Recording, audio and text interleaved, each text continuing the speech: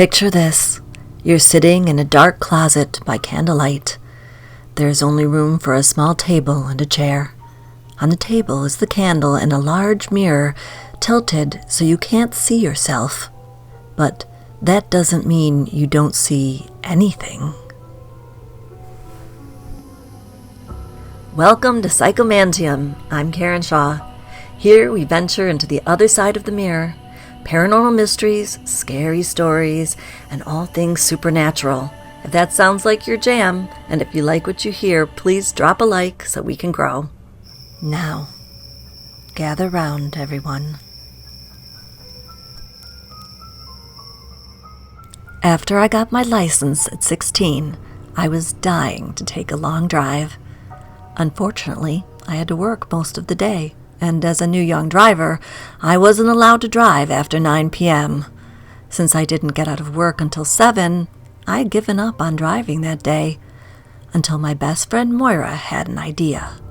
Her brother Sam operated an old house about 45 minutes away as a place for people to do paranormal investigations. It wasn't exactly the Villisca Axe murder house or anything, but it had a creepy history, and Moira said people had documented EVPs and other phenomena. Sam had it rented out for the rest of the summer, but he'd complained to his sister that it was available that night. She suggested we go there and investigate all night. That sounded like spooky fun, and I didn't have to work the next day until 3, so she texted her brother and made the arrangements. My parents didn't love the idea, but after some next-level pleading, they agreed to let me go. Moira and I got on the road immediately, only stopping to get gas and snacks. It was a beautiful summer evening in western New York. The crickets and frogs were loud enough to be heard over the engine of my 20-year-old Civic, but we soon drowned them out, singing to the radio at the top of our lungs while the sun dropped lower in the bright blue sky. As the sun set ahead of us in a vivid display of orange and purple, pink and blue, a tiny sliver of moon and a few stars adding to the beauty of the evening, we pulled onto the gravel driveway and saw the house. To say the house was creepy was the understatement of the century. Moira had read some of her brother's marketing materials to me to get me excited, and they had called the house Second Empire style. The house had been built in 1850, but I would have believed you if you said it was the set of a classic horror movie. It had the kind of roof that was flat on top and sloped down a little on the sides to encompass the attic. You know what I mean, like the Addams Family house. There was a front porch that wrapped the house and arches over the narrow windows. The only thing it lacked was a turret. Moira's info said some rich guy had built it, but she refused to go into any more detail since she said her brother told the story better and he was meeting us there. Sure enough, there was another car in the driveway, and as I pulled the car up and parked, Sam strode out of the front door and gave us a big wave. He trotted down the wide front steps and hugged his sister and me. He seemed really pumped about his new enterprise and kind of shoved us ahead of him up the stairs and into the open front door, talking the whole way. He told us the house had been built by some guy who got rich through shipping freight along the Erie Canal. But that, as he told it, was the guy's last good fortune. Not long after he and his family moved into the house, he lost his wife and 3 children to tuberculosis. He remarried a few years later, only to lose that wife during childbirth and the surviving child at the age of 5 in a carriage accident. When the Civil War started, he and his brother signed up to fight for the Union, but only he came home. Now alone in the big house, he tried to bury himself in his business, but war and the railroads bled his businesses dry. He died at 50 of a heart attack, but Sam said people who knew him claimed it was really from a broken heart. From what I could see from the entry, the house was furnished, but sparsely. Sam said they were adding authentic-looking pieces as they found them. Straight ahead, the foyer led to the back of the house with the stairs along the wall on one side. Open doors on either side of the foyer displayed what Sam called the formal parlor, on the right and the day room on the left. Sam led us through the house, telling us the, quote, claims in each area. The former parlor held a rolled-arm sofa and a coffee table, as well as a couple wingback chairs, all centered on an elaborate, if worn, fireplace. Here, he said, people claimed to see a woman in white. Moira and I shared a look at that. A little shiver went up my spine. It was almost completely dark outside now, and what seemed like a fun idea in the light of day was now starting to creep me out. Still, I laughed it off as Sam continued the tour. The day room had been run as a doctor's office in the 1920s and had various old-timey doctor's tools scattered about on a rickety exam table. Both the front rooms had pocket doors to rooms behind them, a dining room behind the day room, and a study behind the parlor. A kitchen, butler's pantry, and mudroom spanned the back of the house. Upstairs were 5 large bedrooms and a door to the attic. The attic held several cramped rooms that once belonged to servants, and a tiny back staircase that went down to each floor and opened into the kitchen. We even went into the basement, although there wasn't much to see down there, just stone walls, a dirt floor, and an area that must have been used to preserve food, because there were still some glass mason jars on the shelves filled with who knows what.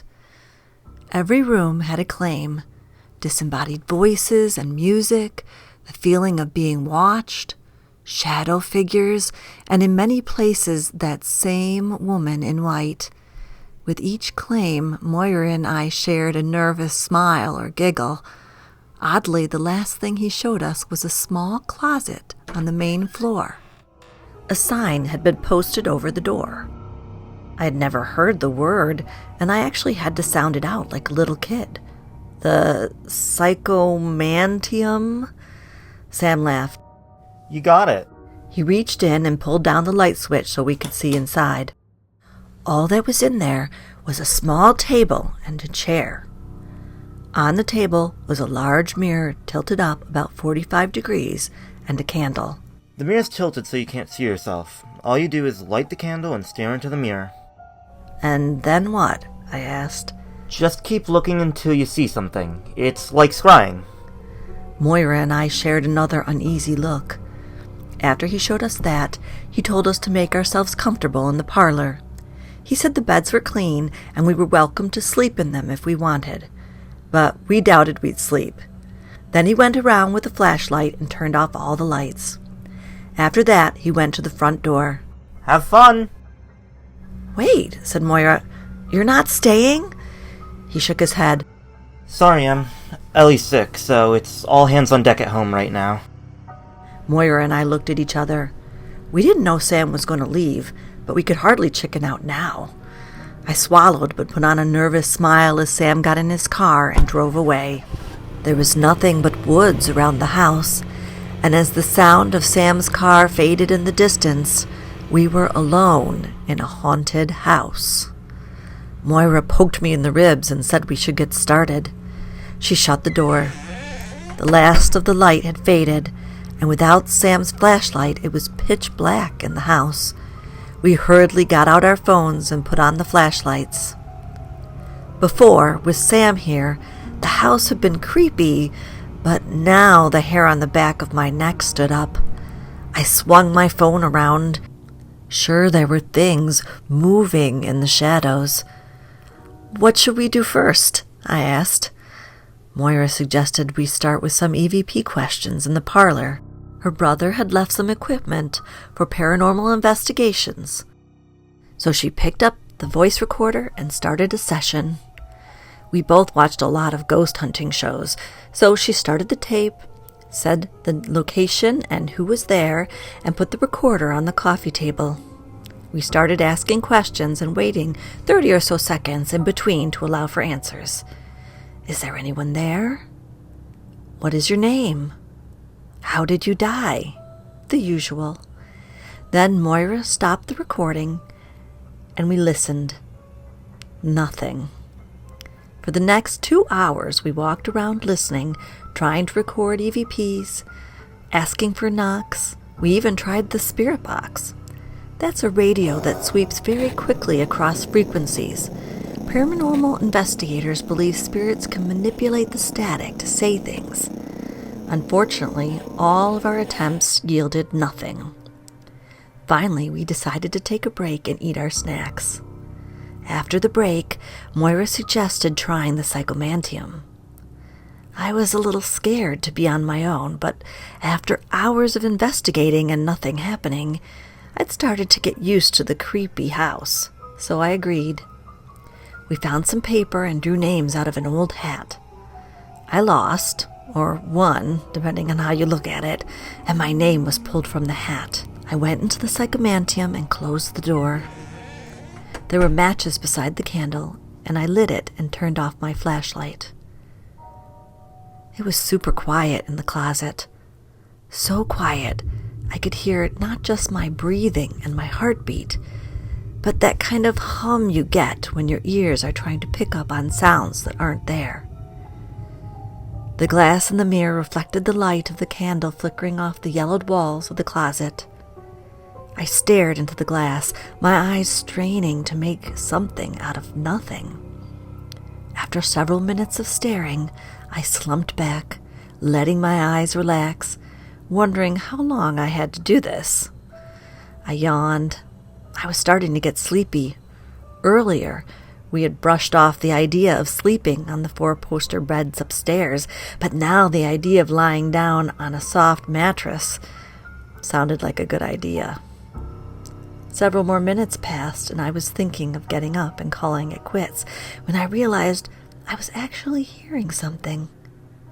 Not just hearing something, but my name, Chris. At first, I thought Moira was calling me, but the voice wasn't coming from the other side of the door. It seemed to be coming from inside the closet. Chris, the voice called again. I looked around me and then into the mirror. Reflected there was a woman. Like the reports, she was wearing white, but all the stories said she wore an elegant 19th century evening gown, her hair up in a bun, and a serene look on her face. The woman in the mirror had long dark hair streaming down to her shoulders. Her eyes were black pits, and she smiled as she said my name. But it wasn't a friendly smile. Her smile was the stuff of nightmares. It seemed to say, "You're at my mercy now." I screamed and spun around to face her, but there was no one there. My breath snagged in my throat as I saw the empty closet behind me. My heart was slamming against my chest, my pulse racing in my ears. I stood to escape the closet and almost knocked over the candle. I managed to right it, and my gaze fell on the mirror again, and she was still there. I screamed again, and the door to the closet flew open. What? Moira yelled. I could only wave a shaking hand at the mirror and stammer, "Woman in white!" Moira glanced at the mirror. Shoot, there's nothing there now. I blew out the candle and buzzed around the parlor, grabbing my things, got my bags from the foyer and scrabbled at the doorknob, ripping the front door open and dashing down the stairs. Moira followed me, yelling at me to wait and asking again what I had seen. I ignored her and ran to my car, cold tears running down my cheeks as I unlocked the car and jumped inside, locking it behind me. A knock at my window made me flinch. "Chris, let me in." I unlocked the other doors, and Moira got in. "Are you okay? What did you see?" I managed to describe what I saw, the whole time reliving the horrible terror I felt at the black holes where her eyes should be and her evil smile. "Wow," said Moira. "I wish I'd seen it." "No," I shook my head so hard my cheeks vibrated. "You wouldn't want to see it." Moira spent the next hour trying to coax me back into the house, but I refused to go. I felt bad about cutting our night short, but there was no way in hell I was going back to that house. However, now we had another problem. It was 1 o'clock in the morning. I couldn't drive again until 5 a.m. Moira and I talked for a while, played games, and scrolled through our phones for the rest of the night. At 5 a.m., I drove us back to our house, and we crashed in my room. I wish I could say that was the end of the story, but it was only the beginning.